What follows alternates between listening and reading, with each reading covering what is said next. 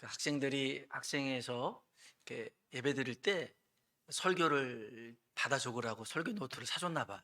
그래서 설교를 이렇게 하면 이제 목사님이 오늘 설교의 첫 번째는 이거고 두 번째는 이거고 세 번째는 이렇게 말해줘야 되는데 요즘 목사님이 첫째, 둘째, 셋째를 말을 안 한다는 거예요. 헷갈리다라는 거예요. 어느 때는 첫째를 말 안 하는 것 같았는데 갑자기 둘째는 이러면 너무 속상하더라는 거예요. 근데 오늘은 또 그렇게 구분되어지지 않을 텐데, 여러분 하나님 말씀은 이제 이 활자로 기록되어 있는 말씀을 로고스라고 하고요. 이게 이제 나에게 그 말씀이 다가오는 말씀을 레마라고 합니다.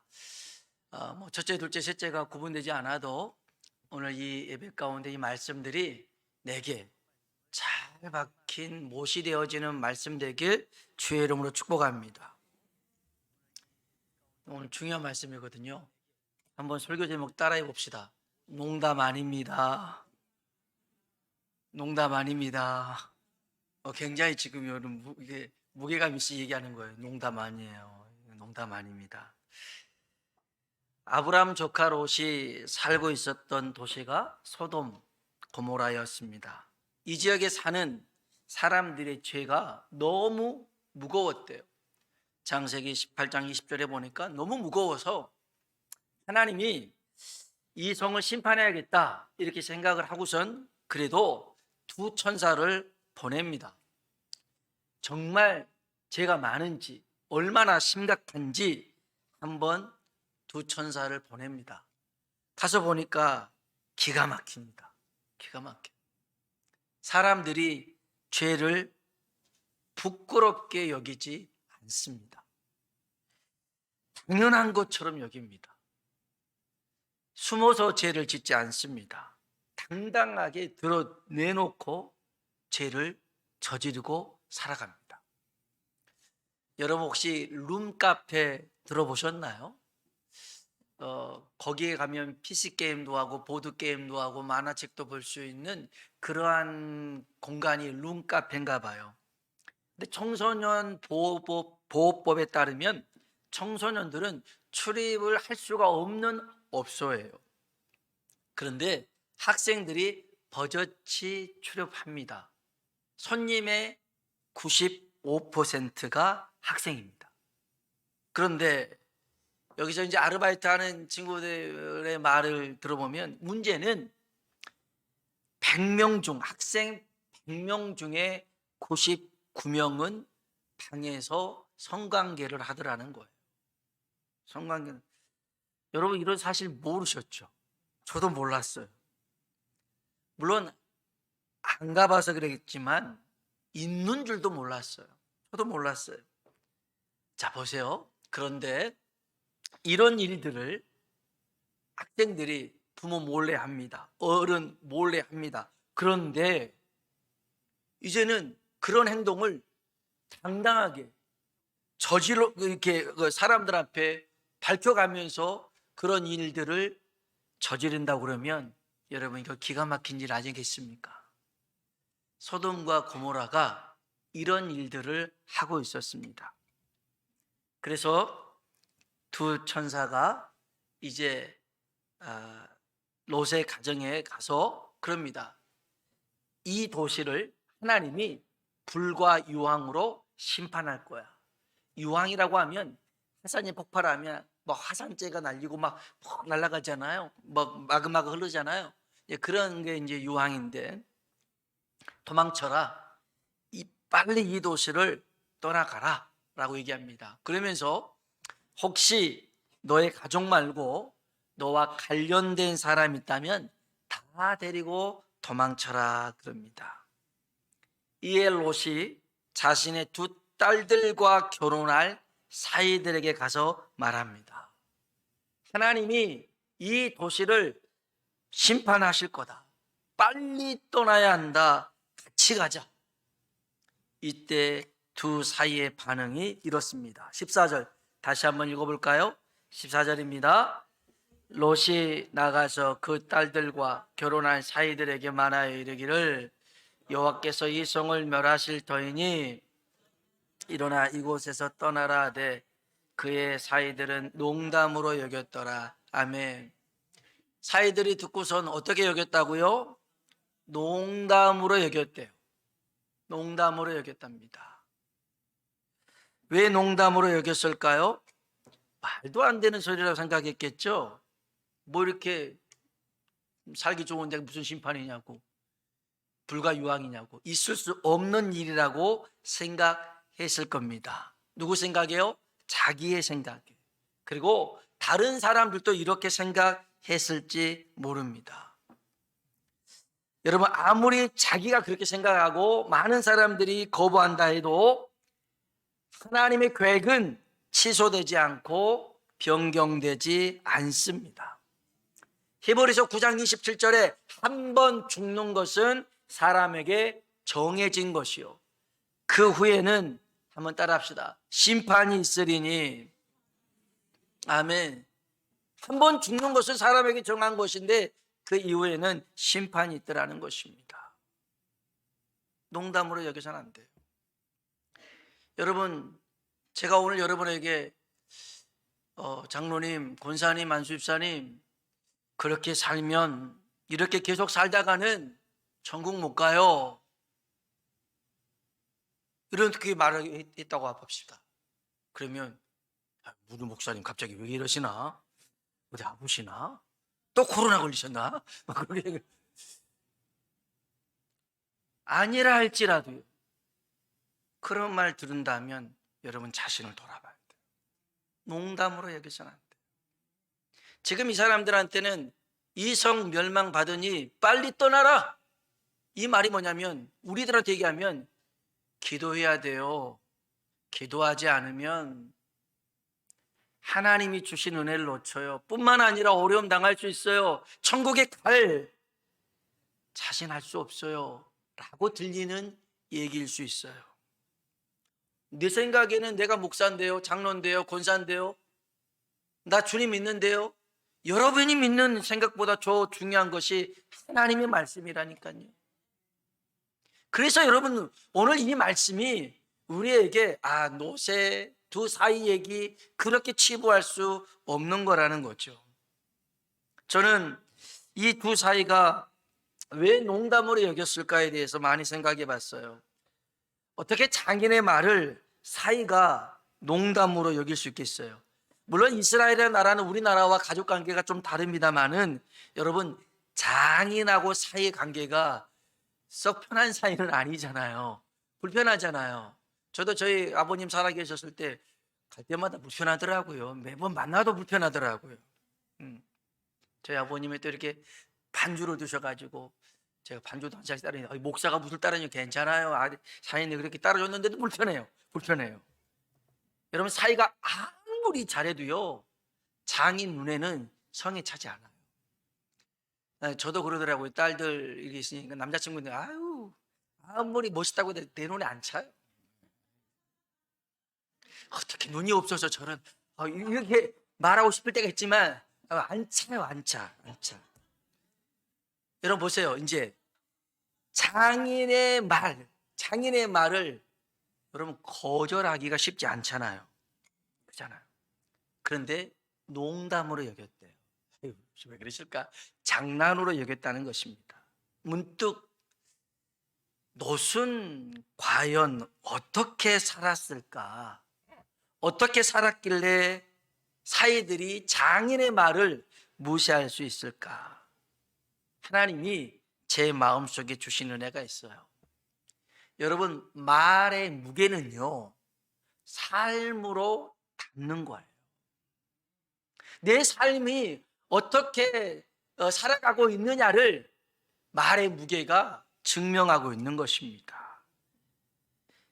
롯과 두 사이의 관계가 불편한 만큼 룻이 있어요. 비슷하지만 룻이 있는데 룻과 나오미 관계가 비슷해요.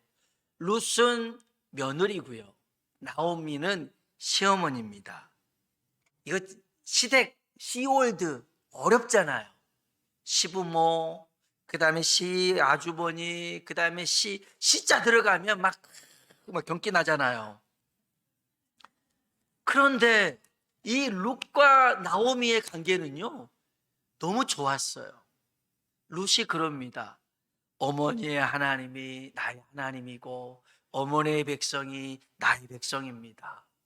어머니가 죽는 곳에서 나도 거기에 죽을 겁니다. 진짜로 입 바른 소리가 아니라 진짜 그렇게 얘기합니다. 그럼 무슨 말이겠어요? 나오미, 이 시어머니가 잘 살았다라는 말이에요. 잘 살았어요. 삶이 고됐어요. 남편 죽고 두 아들 죽고 삶이 얼마나 고되고 힘들었겠습니까? 그런데도 잘 사는 모습, 제대로 사는 모습을 보여줬더라는 거예요. 그러니 며느리가 나도 어머니 따라갈게요, 이런 말 하더라는 거예요. 며느리들이 나는 어머니가 권사님인데 나 우리 어머니가 살아생전에 난 절대 교회 안 가요. 절대 교회 안 가요. 교회에서는 권사님인데 집에서는 그렇게 구박하고 막 괴롭히고, 그러니 무슨 밖에서는 권사님 하는데 아이고 나는 우리 어머니가 죽어야 교회 갈 거예요. 그런 며느리들이 많아요. 여러분, 잘 살아야 돼요. 우리들의 믿음이 삶으로 드러나야 돼요. 이것을 뭐라고 하냐면 덕이라고 그래요. 덕. 베드로전서 2장 9절에 보니까 너희는 택하신 족속이요 왕 같은 제사장들이요 거룩한 나라요 그의 소유가 된 백성이니 이는 너희를 어두운 데서 불러내어 그의 귀한 빛에 들어가게 하신 이의 아름다운 덕을 선포하게 하려 하심이라. 우리를 구원하신 그 아름다운 덕을 선포하는데 말이 아니라 삶으로 선포하는 거예요. 다시 이 롯으로 돌아가 보면 이 롯의 삶 속에는 하나님의 말씀이 없었어요. 삶의 기준이 하나님 말씀이 아니었더라는 것입니다. 그 당시의 문화, 그 당시의 관습이 이 롯이 살아가는 기준이었어요. 어떻게 알 수 있어요? 자신의 집으로 초청한 두 천사를 보호하기 위해서 그 성의 사람들이 이 두 천사를 내놓으라고 그럽니다. 그러니까 이 롯이 자기의 두 딸을, 아직 결혼하지 않는 두 딸이 있으니 이 딸을 욕보이고 이 사람들 내비두라, 이렇게 얘기합니다. 우리 한번 성경 봅시다. 창세기 19장 8절입니다. 19장 8절 같이 한번 19장 8절 읽어볼까요? 내게 남자를 가까이 하지 이끌어내리니 너희 눈에 좋을 대로 그들에게 행하고 이 사람들은 내 집에 들어왔은즉 이 사람들에게는 아무 일도 저지르지 말라. 아멘. 두 천사 보호하려고 자기 두 딸을 사람들한테 내놓고 있습니다. 대체 이런 기가 막힌 행동은 뭘까요? 여러분, 문화와 관습이라는 게 있는데요, 쉽게 생각해 볼게요. 여러분, 문화라고 하는 것은요, 한 사람의 생각이나 행동을 문화라고 하지 않아요. 두 사람의 행동이나 그런 생각을 문화라고 하지 않아요. 문화는 많은 사람, 다수의 생각이나 말, 행동을 문화라고 그래요. 근데 이 문화는 맞고 틀리는 문제가 아니에요. 옳고 그름의 문제가 아니에요. 사람들이 다 그렇게 하는 행동을 얘기하는 거예요. 보세요. 옷을 벗어야 할 곳에 입고 들어가면 사람들이 이상하게 쳐다봐요. 목욕탕 안에 옷 입고 들어가 봐요. 그럼 이상하게 쳐다봐요. 근데 옷을 이제 다 입고 있어야 되는데 벗어요. 그럼 비키니를 수영장에서 안 입고 길 가서 입고 봐요. 그럼 다 쳐다보잖아요. 이상하게 쳐다보는. 무슨 짓을 하는 거야? 막 그러잖아요. 자, 이건 사람들이 이게 옷을 입고 벗는 것은 옳고 그름의 문제가 아닌데 사람들이 대다수가 어떻게 생각하느냐의 이런 문제예요. 문화라는 건 그래요. 관습이라는 게 뭐냐면 이런 생각이나 말, 행동이 반복적으로 오래도록 이어져 내려오는 것을 관습이라고 그래요.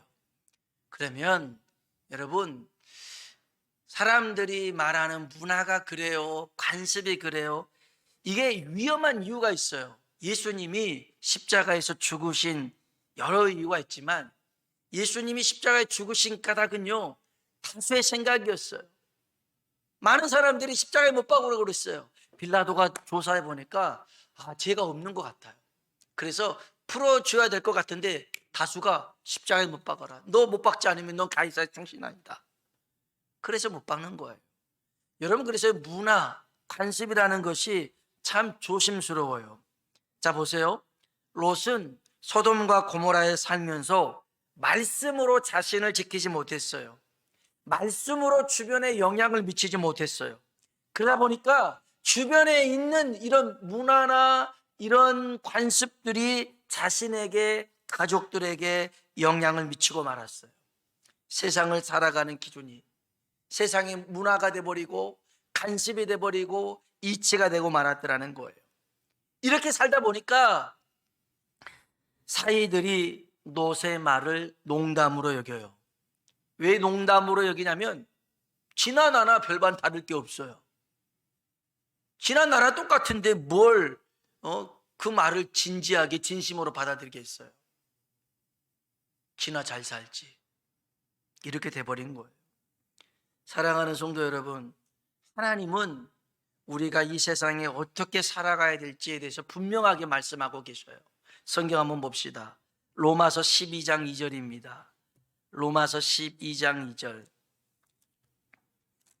로마서 12장 2절.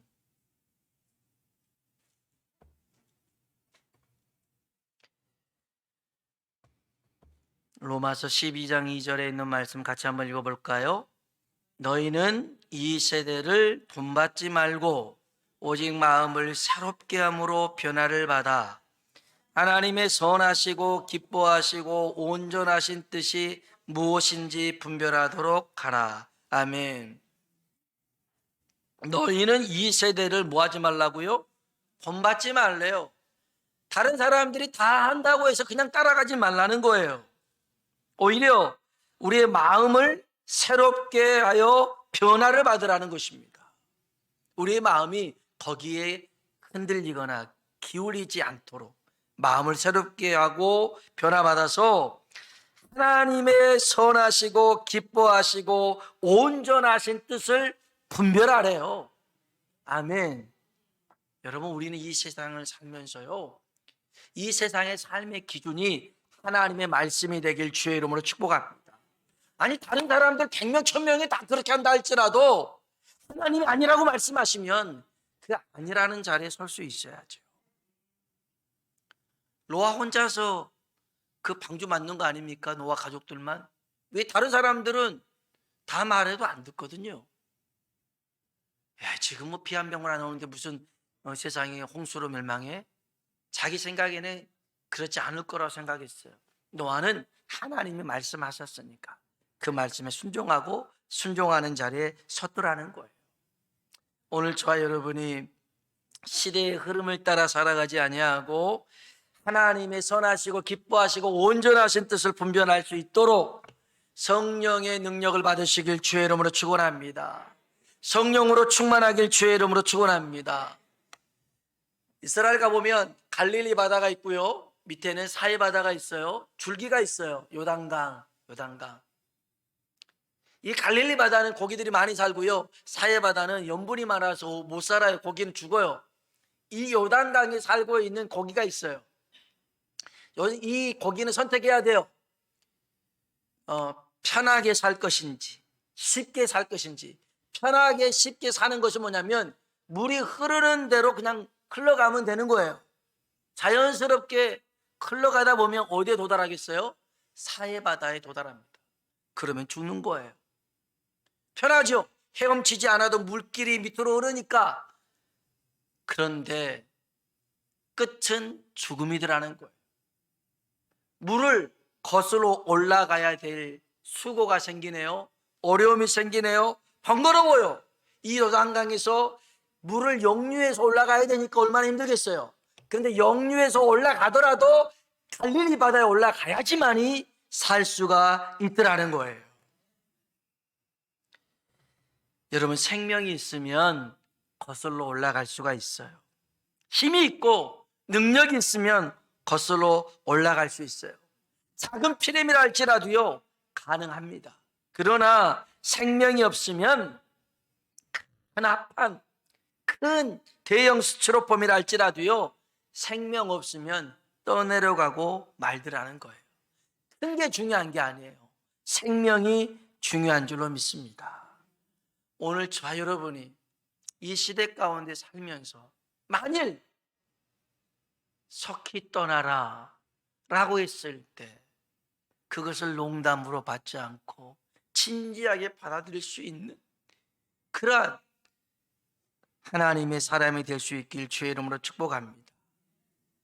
끝으로 다니엘과 세 친구를 우리가 기억했으면 좋겠어요. 다니엘과 세 친구 얘기 잘합니다. 바벨론 포로로 잡혀갔거든요. 왕궁에서 생활합니다. 바벨론 왕을 만나기 위해서 3년 동안 준비합니다. 바로 만나지 않았어요. 3년 동안 공부합니다. 학문을 배우고 언어를 배우고 궁중예법을 배웁니다. 뿐만 아니라 왕이 하사한 음식들이 있습니다. 그거 먹어야 됩니다. 왕이 정해준 포도주 있습니다. 그거 마셔야 됩니다. 그리고 왕이 뭐 쓸 것들 다 지정해주면 그거 다 해야 됩니다. 이것은 거역할 수 없는 일입니다. 포로잖아요. 그리고 바벨론 왕이 시킨 일이잖아요. 거역할 수 없는 일입니다. 뿐만 아니라 이거 살짝만 생각해 보면 이거는 기회입니다. 성공할 수 있는 기회입니다. 왕을 만나서 잘만 만나면 성공을 할 수 있는 그런 여건입니다. 그런데 이 다니엘과 세 친구의 행동을 한번 살펴보겠습니다. 구약성경 다니엘서 1장입니다. 중간쯤 보면요, 다니엘서가 있습니다. 다니엘서 1장 1231쪽에 있습니다. 1231쪽 다니엘서 1장입니다. 8절 9절에 있는 말씀. 5절에 보면 왕이 지정하여 그들에게 왕의 음식과 그가 마시는 포도주에서 날마다 쓸 것을 주어 3년을 기르게 하였으니 그 후에 그들은 왕 앞에 서게 될 것이더라. 3년 동안 왕이 주는 음식과 포도주를 마셔야 됩니다. 그런데 8절 9절 읽어볼까요?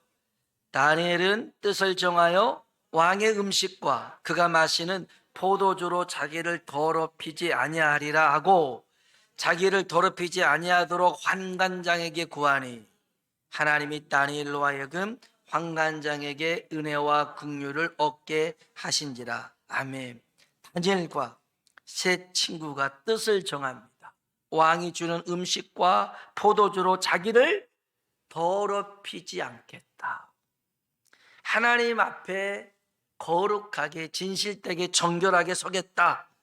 이렇게 뜻을 정합니다. 분위기는 이런 분위기 아닙니다. 거절했다가 죽을 수도 있거든요. 어떻게 자기가 이런 상황을 선택합니까? 선택할 수도 없는 상황입니다. 다들 하는 그런 상황이잖아요. 분위기잖아요. 그런 문화잖아요. 휩쓸리지 않습니다. 다니엘은 그 마음에 하나님 말씀이 기준이었습니다. 하나님이 기준이었습니다.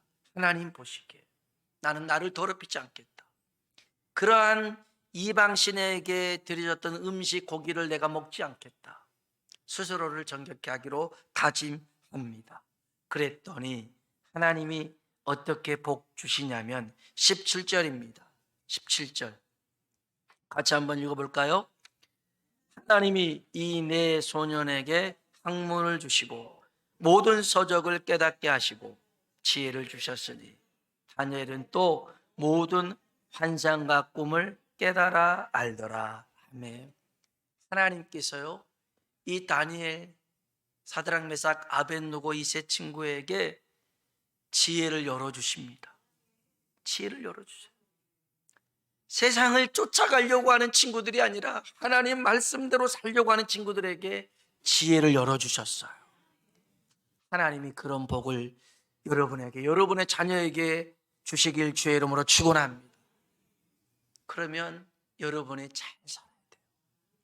그리고 말씀대로 사는 모습들을 보여줘야 되고 가르쳐야 돼요. 그러면 이 아이들이 떠나지 않습니다. 아이들이 삶을 살 때 다른 사람 다 그래도 하나님 말씀이 삶의 기준되는 삶을 살게 될 줄로 믿습니다. 1년 전 신년 감사 예배 때 제가 소개했던 분이 있습니다. 최태섭이라는 장로님 얘기인데, 말씀을 준비하면서 다시 한번 전했으면 좋겠다라는 생각이 들어서 다시 말씀드립니다. 서울에서 융자 받아서 사업을 할 때였습니다. 이 최태섭 장로님이 6.25 전쟁이 일어났어요. 그래서 다 피난 가야 됩니다. 근데 피난 갈 때쯤 보니까 은행에 융자 받은 이자를 갚을 날이 된 거예요. 그래서 가방에 돈을 싸가지고 은행에 갔습니다. 어떻게 오셨어요? 돈 갚으러 왔습니다. 융자 갚으러 왔습니다. 예? 지금 이 상황이에요? 은행 직원이 그럽니다. 아, 네. 아니, 지금 이 상황에 다른 사람들은 기회라고 생각해서 이자 안 갚고 도망치는 사람도 있고, 또 장부도 분실되기도 하고, 일부는 저 부산으로 가기도 하고, 이런 상황인데 이자를 갚는다고요? 그러니까 이 양반도 좀 고민이 됐나 봐요. 그래도 내가 갚아야 될 것이니까 당연히 갚는 게 맞습니다 하고 그 돈을 주더라는 거예요. 그리고 그 영수증에 그 직원 도장을 찍어서 갖게 되었어요. 그리고 이제 피난을 가서 제주도까지 갑니다. 거기서 이제 군납 사업을 하는데 생선을 이렇게 공급하는 일을 하는데 배가 있었으면 좋겠다는 생각이 들었습니다. 근데 돈이 가진 게 없잖아요. 그래서 그때 부산에 있는 은행에 찾아갑니다. 차장에 가서 좀 돈 좀 빌려주라. 내가 이만저만 사업하는데 배를 사야겠다 그랬더니, 그때는 전쟁통이고 그 다음에 무슨 뭘 믿을 만한 사람 누가 있다고 해서 은행이 덜컥 돈을 빌려주겠어요? 그래서 거절합니다. 알았다 하고 이제 나오는 길에 지난번에 그 돈 갚았던 거 제대로 처리됐는지 싶어서 물어봅니다. 영수증 보여주면서 나 지난번에 이렇게 이자 갚았는데 이거 잘 됐느냐? 그랬더니 은행 직원이 깜짝 놀랍니다. 진짜 당신이었군요. 피난 중에 빚을 갚는 사람이 있다라고 말을 들었는데, 이게 은행권에서는 이게 막 전설적으로 이렇게 돌아온 얘기인데 진짜였네요 하면서 이 사람을 은행장에게 데리고 갑니다. 그래서 은행장도 이 사람 보고 정말 너무너무 좋아하면서 사업도 듣고 어떻게 할 건가 들어서 돈을 빌려줍니다. 그리고 성공합니다. 이 최태섭 장로님이라는 분에게 있어서 정직이라는 것은 어떤 상황에도 생각이나 말이나 행동을 거짓 없이 바르게 하는 것. 왜냐하면 나는 하나님을 믿는 사람이기에. 할렐루야. 여러분, 정직하는 건 당연한 거 아닙니까? 그런데 이런 상황이라면 모든 사람들이 다 뛰어먹고 도망갈 수 있는 상황이지만 나는 하나님을 믿는 사람 아니냐. 하나님이 정직하라고 하지 않았느냐. 그래서 그렇게 했더니 하나님이 복을 주시더라는 겁니다. 이분이 한국유리공업주식회사를 설립합니다. 그래서 그 유리 쪽으로 굉장히 성공하는데 수출까지 한 그런 회장님이 된 것입니다. 여러분, 삶을 살아갈 때요, 한 가지 하나님 말씀에 대해서 단 한 가지라도 내가 철두철미하게 지키고 나가면 하나님이 그 일로 우리에게 복을 주실 줄로 믿습니다. 여러분, 우리가 사실 하나님 말씀을 다 못 지킨다 할지라도요, 좋아요. 단 한 가지라도 하나님 말씀에 철두철미하게 지켜보십시오. 다윗은 자기를 죽이려는 사울왕 여러 번 죽일 수 있었지만 철칙이 하나 있었어요. 하나님께 기름 부음 받은 종 손대지 않겠다. 내가 대신 처리하지 않겠다. 이런 철칙이 있었어요. 그러니 하나님이 이런 다윗을 높이시고 축복하시더라는 거예요. 여러분, 시대의 흐름 따라서 표류하지 마시고요. 때로는 거슬러 올라가는 어려움과 수고가 있다 할지라도 말씀 따라 살아갈 수 있길 주의 이름으로 축원합니다. 그래서 노새 두 사이가 농담으로 여겼는데 우리는 농담으로 여겨서는 안 되고 그 말을 했던 노처럼 그 말을 농담으로 여기게끔 해서는 안 되더라는 거예요. 오늘 또 저와 여러분이 하나님 앞에 진실되게 살아갈 수 있길 주의 이름으로 축원합니다. 기도하겠습니다.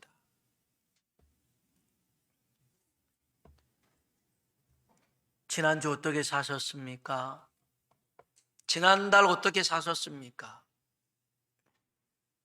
하나님 앞에 부끄러움 없이 사셨습니까? 하나님이 우리에게 야, 너 그렇게 하면 안 된다. 돌이켜야 된다. 세상이 먼저가 아니라 내가 먼저란다. 아마 직접적으로 하지 않아도요, 수도 없이 말씀하셨을 것입니다. 아마 여러분에게도 작은 찔림도 있었겠죠. 그러나 무시하고 자꾸만 거기에 익숙해져 가고 길들여져 갈지 모릅니다. 다른 사람도 다 그렇게 하니까 이게 문화니까, 관습이니까. 아니요. 다니엘과 다니엘의 세 친구를 기억하십시오. 뜻을 정하십시오. 이 세대를 본받지 않고 마음을 새롭게 함으로 변화받아서 하나님이 온전하시고 기뻐하신 뜻을 분별하는 성령의 사람으로 살겠습니다. 내 말에 무게가 있는 그런 삶을 살겠습니다. 성령님 도와주시옵소서. 성령님 정말 나를 그 말씀에 순종하며 살아갈 수 있도록 능력을 허락해 주시옵소서. 같이 한번 주님이라 한번 부르고 기도하겠습니다. 주여, 좋으신 아버지 하나님 감사합니다. 하나님이 우리를 사랑하여 주셔서 오늘 또 이렇게 주님 앞에 예배를 드리게 하여 주시니 감사합니다. 너희